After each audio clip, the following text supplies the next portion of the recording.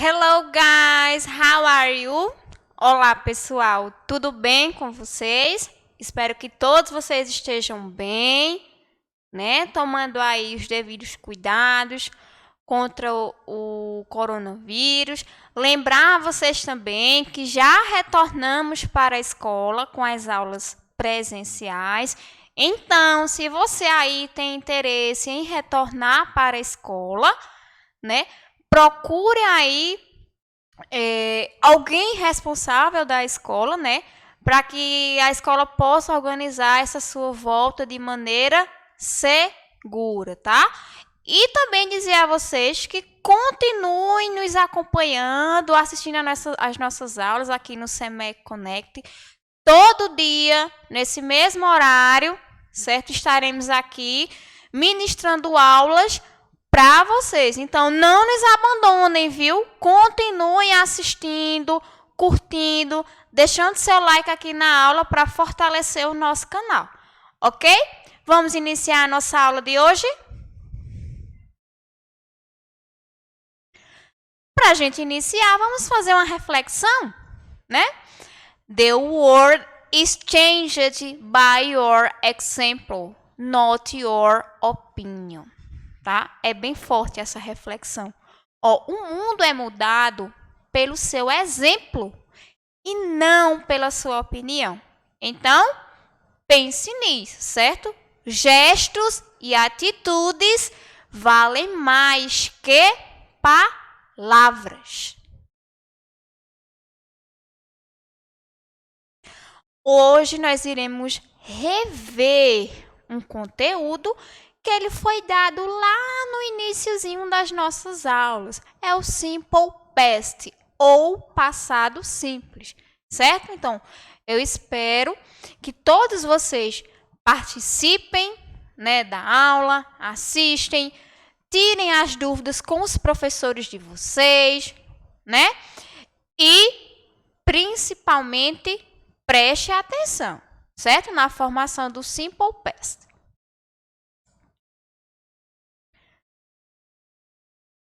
Eita, deixa eu voltar aqui. Passou demais. Para que é utilizado? Para que serve o passado simples? Ele é usado para indicar ações passadas já concluídas, ou seja, para falar de fatos que já aconteceram, que começaram e terminaram no passado. Para reforçar o uso desse tempo verbal, muitas expressões temporais são utilizadas nas frases, tá? Então, a gente utiliza o passado simples no inglês, tanto no inglês quanto na língua portuguesa, para indicar ações, fatos que já aconteceram, né? Então, para indicar de fato que ações aconteceram no passado, a gente utiliza algumas expressões, né? Que são utilizadas com o objetivo de reforçar que o tempo verbal da oração é o Simple Past. Observe. Então, essas expressões, né, que são utilizadas no passado são essas daqui, ó. Yesterday, ontem. The day before yesterday, anteontem, né?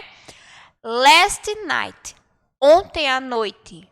Last year, ano passado. Last month, mês passado. Last week, semana passada. Ago, atrás. Então, essas expressões, só da gente ler, a gente já entende que são expressões utilizadas para indicar ações que aconteceram no passado. Ok, pessoal? Observem aqui essas frases, ó, com algumas expressões. We did not go to school yesterday, né? Nós não fomos para... Nós não fomos para a escola ontem, tá? Então, o yesterday, ele reforça aí, né? Ele enfatiza que, de fato, a ação aconteceu no passado. Segundo exemplo, I called you 7 days ago, né? Eu conversei com você há 7 dias atrás, tá? Então, days ago, ele reforça justamente o fato da ação ter acontecido no passado, ok?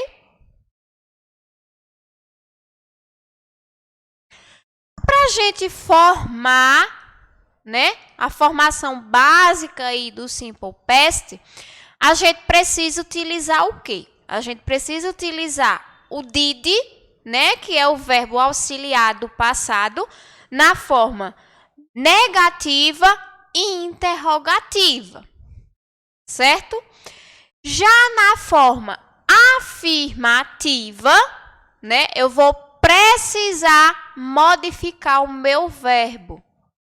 Essa modificação é acrescentando a terminação ed, certo? IED ou de no verbo principal, certo? Sem a partícula to, que indica que o verbo está no infinitivo. Isso na forma afirmativa.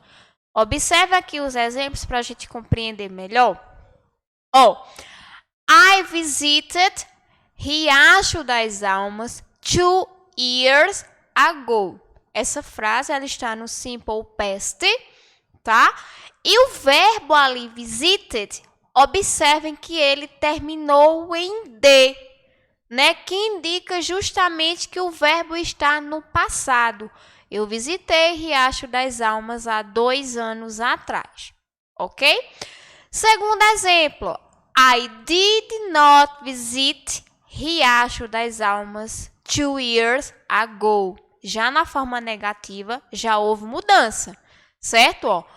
Did, que é o verbo auxiliar do passado, na forma negativa. O not, que é para indicar que eu vou negar a frase. E o verbo ali, ele está sem acréscimo do ed. Certo? Eu não posso acrescentar a terminação ed na forma negativa e interrogativa do passado. Por que eu não posso, professora? Porque eu já tenho o verbo auxiliar, que é o did. Então, se eu já tenho ele, não precisa fazer nenhuma modificação no verbo, apenas na forma afirmativa. Certo? Observem aí a forma interrogativa. Did I visit Riacho das Almas 2 years ago? Eu visitei Riacho das Almas há 2 anos atrás. Outra modificação, certo? A gente já viu que o verbo principal na forma negativa e na interrogativa não pode receber acréscimo, certo? Não pode receber a terminação ed. Mas na forma interrogativa, eu preciso trocar a posição. Vocês observaram que eu troquei a posição do sujeito com o verbo auxiliar. Em todas as frases interrogativas da língua inglesa, eu preciso fazer essa troca, tá? Trocar a posição do sujeito com o verbo auxiliar. E não esquecer de colocar o ponto de interrogação, gente. Se eu não fizer isso, vai ficar errado, certo? Então, memorizem aí, não esqueça.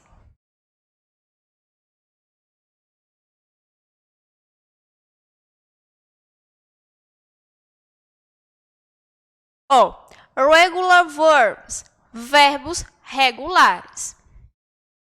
Para usar os verbos regulares em frases afirmativas no Simple Past, basta mudar a terminação do verbo de acordo com as seguintes regrinhas, tá? Primeira regrinha, isso a gente só muda o verbo na forma afirmativa, beleza? Só na forma afirmativa. Observe, verbos que terminam em E, quando vai para o passado, só precisamos acrescentar a letra D no final do verbo, né? Observem aí, to love, que é o verbo amar, vai para o passado, loved. To like, gostar, quando vai para o passado, liked. To lie, mentir, Quando vai para o passado, lied. To arrive, chegar. Quando vai para o passado, arrived. Observe que todos esses verbos terminam em E, certo? Quando coloquei no passado, só houve a necessidade de colocar apenas a letrinha D na terminação desses verbos. Regrinha de número 2, tá? Aos verbos regulares terminados em consoante, vogal, consoante, que é a terminação chamada de CVC, né? O que a gente tem que fazer aí? A gente precisa duplicar a consoante final e acrescentar a terminação ED. Então, observem aqui esses verbos. O verbo stop, tá? Ele termina com a estrutura CVC, ó, consoante, vogal, consoante, certo? Vai para o passado, eu dobro a consoante final e acrescento a terminação ED. O verbo control, tá? Que é o verbo controlar, ó, termina com a estrutura CVC, ó, consoante, vogal, consoante. Vai para o passado, dobra a consoante final e acrescenta o ED. Terceira regrinha, né? Verbos que terminam em Y precedido de consoante, né? São aqueles verbos que terminam em Y que são acompanhados de consoante. O que a gente tem que fazer? A gente tira o Y e acrescenta IED. Muito simples, ó. To study, estudar. Studied. To worry, preocupar. Worried. To try, tentar. Tried. To cry, chorar. Cried. Observe que todos esses verbos terminam em Y, precedido de consoante. Então, quando eu passei para o passado, eu tirei o Y e coloquei a terminação IED.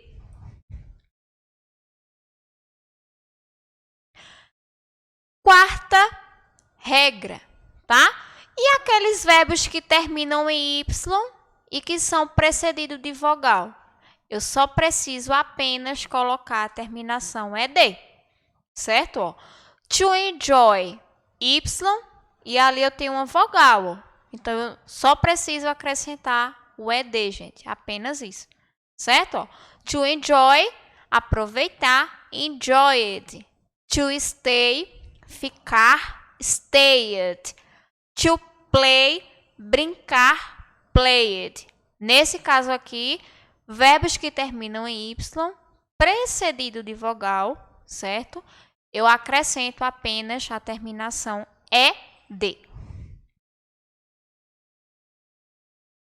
E o passado do verbo to be, que é o verbo ser ou estar. Bem simples, bem relax, certo? Observe. O verbo to be corresponde no português aos verbos ser ou estar. Ele é utilizado para descrever e identificar pessoas e objetos e nas expressões de tempo, de lugar e idade. No passado, ele se traduz como era, estava. Observe os exemplos. She was here 2 minutes ago. Ela estava aqui há 2 minutos. John and Mary were studying yesterday. João e Maria estavam estudando ontem, tá? Então, observem aqui que o passado do verbo to be são os verbos was e were, tá? E a tradução é justamente era ou estava. Aí vocês podem perguntar, certo, professora, mas quando é que eu utilizo was e quando é que eu utilizo were, tá? Observem essa tabelinha aqui, ó, a estrutura do verbo to be na forma afirmativa. Eu vou dar uma dica para vocês. A gente utiliza o was quando o sujeito é singular e o were quando o sujeito está no plural. Pronto. E você pode também memorizar essa tabela, que não é nada difícil, certo? Aqui eu tenho o sujeito, ó, I, you, he, she, it, we, you e they, tá? Ó, I was, you were. Aí vocês podem perguntar, professora, mas you não significa você no plural? You, ele se escreve da mesma maneira, tanto para o plural quanto para o singular na língua inglesa.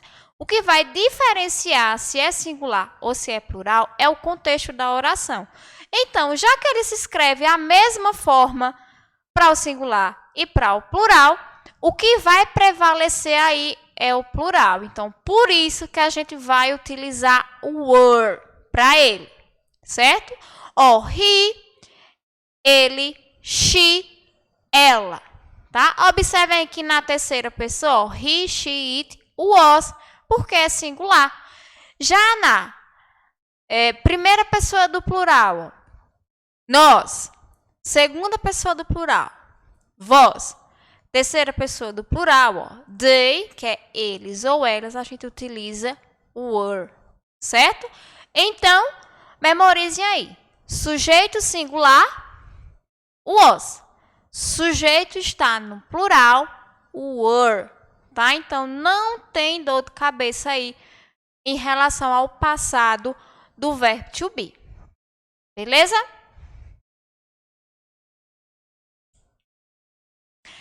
Então, pessoal, finalizamos a nossa aula de hoje, né? Thanks for more class. Muito obrigada pela atenção de vocês. Espero que vocês tenham gostado, né? Se ficou com alguma dúvida, se teve alguma coisa que não entendeu, volta lá um pouquinho no vídeo, ou então entre em contato com os professores, se dirijam à escola, certo? Mas não fiquem com dúvidas. Espero que vocês tenham gostado. Tenham um excelente final de semana e muito obrigada pela atenção. Abraços para todos vocês. Have a great weekend. Bye bye, class!